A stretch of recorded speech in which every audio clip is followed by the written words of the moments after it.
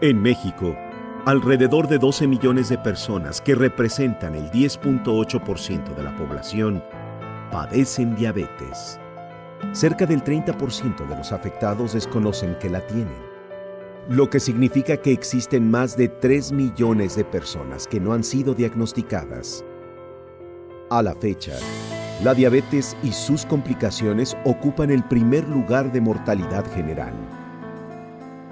La diabetes es la principal causa de amputación de extremidades inferiores, así como de otros padecimientos como la retinopatía, el daño a los vasos sanguíneos de la retina, la insuficiencia renal y enfermedades cardiovasculares. En las instituciones encargadas del cuidado de la salud en México, se aplica la norma vigente NOM 15 SSA 2 1994 para prestar atención a pacientes diabéticos. De acuerdo a esta norma, para diagnosticar diabetes se requiere de la determinación de glucemia basal y la prueba de sobrecarga oral de glucosa. El paciente, al ser diagnosticado, debe someterse a una medición periódica de los niveles de glucosa en sangre, para lo que existen varias alternativas. Durante años se ha utilizado el examen de glucosa en ayunas para determinar si el paciente diabético está bien o mal controlado. En ocasiones, muchos pacientes que muestran valores de glucosa en ayunas a simple vista normales, con el tiempo presentan complicaciones propias de la enfermedad. Esto se debe a que la determinación de glucemia en las mañanas solo manifiesta la concentración de glucosa en sangre de ese momento y no las variaciones de esta durante el día. Algunos pacientes sufren de ansiedad de desempeño, por lo que, en un esfuerzo por mejorar los resultados de su reporte de laboratorio, días antes de realizarse la glucosa en ayunas, eliminan de su dieta los alimentos prohibidos e incluso hacen el ejercicio que no acostumbran. Esta práctica suele mejorar los niveles de glucosa en ayunas, pero no se apega al valor basal real en estos pacientes y causa confusión al médico, quien toma decisiones acerca de los tratamientos a seguir basándose en un valor irreal. Cuando se investigaba el transporte de oxígeno a través de los glóbulos rojos, accidentalmente se descubrió que un porcentaje de hemoglobina se encuentra glucosilada. Esto es, durante los 120 días de vida promedio de los eritrocitos, la glucosa reacciona sin mediación de enzimas con la hemoglobina para formar un derivado estable llamado hemoglobina A1C, HbA1c o hemoglobina glucosilada. Por lo anterior, sabemos que todos los glóbulos rojos de los humanos contienen una pequeña cantidad de hemoglobina glucosilada, que es directamente proporcional a las concentraciones sanguíneas de glucosa a las que ha estado expuesta dicha hemoglobina. Por lo tanto, la medición de la fracción de hemoglobina glucosilada nos proporciona una visión integrada del promedio de concentración de la glucosa en sangre durante la vida media de los eritrocitos. Si un eritrocito posee una vida media de 120 días, un eritrocito promedio, muestrado al azar, poseerá una vida de alrededor de 60 días, de lo que se deriva que la hemoglobina glucosilada ayuda a asesorar los niveles de glucosa de los últimos 2 meses.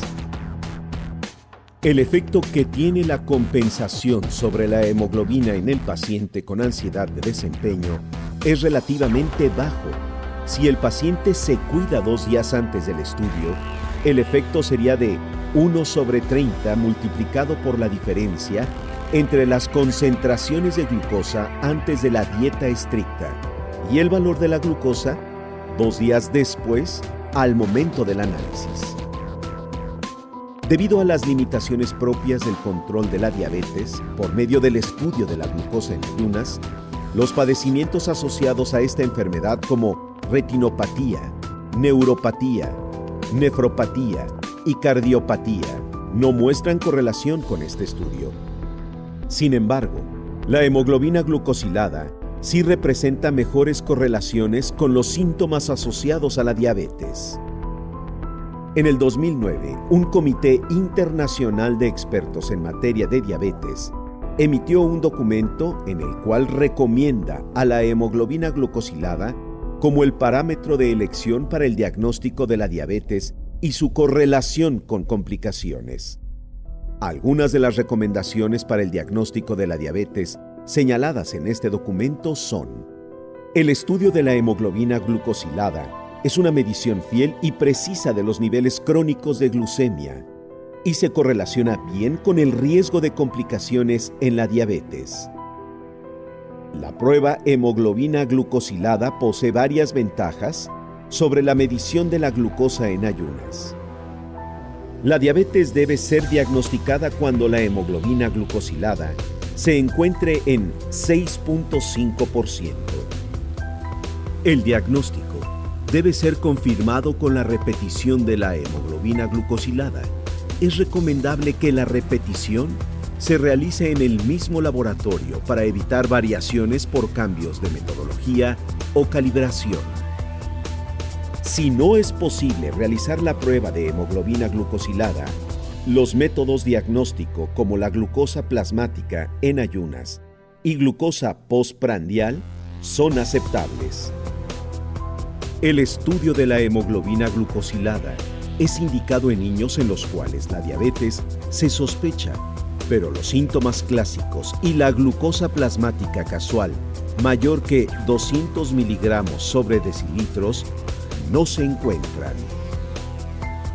Asimismo, para la identificación de aquellos con alto riesgo de diabetes, se recomienda: el riesgo de diabetes basado en los niveles de glicemia es un continuo. Por lo tanto, no existe un límite bajo en el cual comience el riesgo. Los estadios clínicos categóricos como prediabetes, inadecuada glucosa en ayunas e inadecuada tolerancia a la glucosa fallan en capturar el continuo del riesgo y deberá eliminarse su uso a la vez en que las mediciones de hemoglobina glucosilada reemplacen a las de glucosa. Así como para el diagnóstico de la diabetes, la prueba de hemoglobina glucosilada posee varias ventajas sobre las mediciones de laboratorio de glucosa en la identificación de individuos con alto riesgo de desarrollar diabetes. Aquellos niveles de hemoglobina glucosilada por debajo del límite para diabetes, pero mayor de 6.0%, deben recibir intervenciones preventivas que se hayan demostrado efectivas en el pasado. Sin embargo, aquellos con hemoglobina glucosilada por debajo de este nivel pudieran estar en riesgo y, dependiendo de la presencia de otros factores de riesgo de la diabetes, podrían beneficiarse de este tipo de intervenciones. El nivel de hemoglobina glucosilada en el cual los servicios preventivos basados en la población comienzan deben estar basados en la naturaleza de la intervención, los recursos disponibles y el tamaño de la población afectada.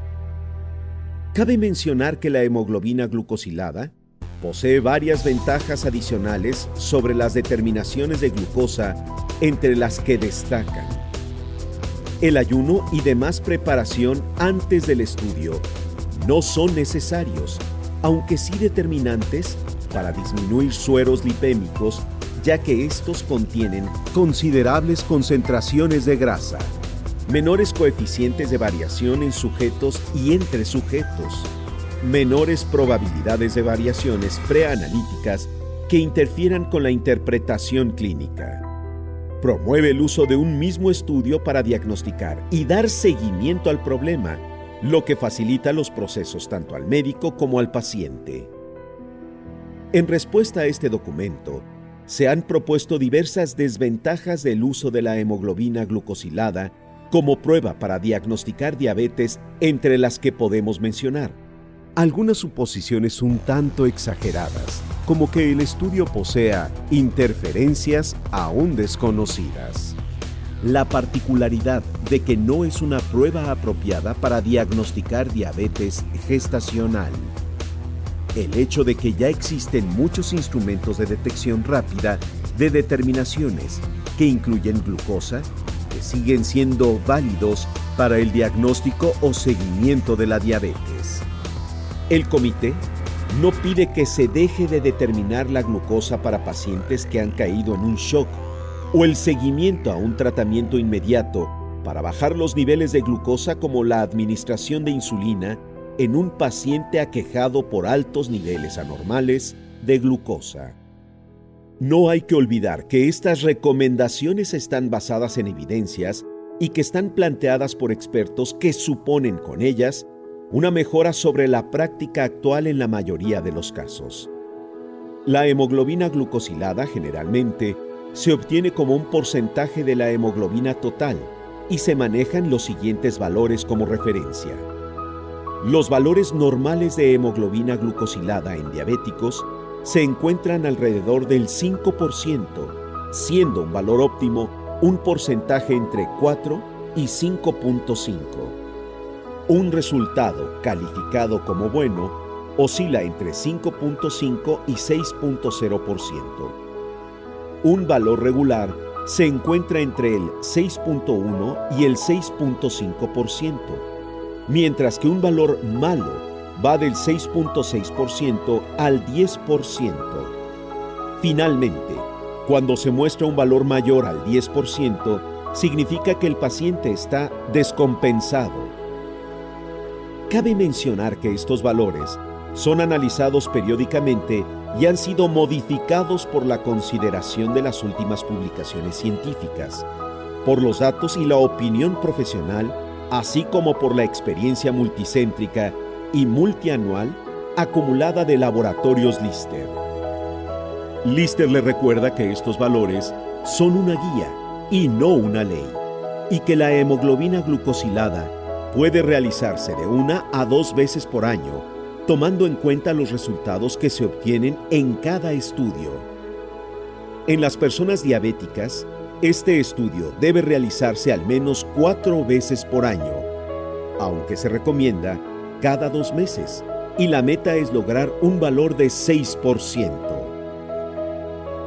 No olvide que un buen control de la diabetes incluye una alimentación balanceada y ejercicio regular, así como la toma cumplida de medicamentos y visitas al médico. El fruto de este control se verá reflejado en una mejor calidad de vida para usted y su familia.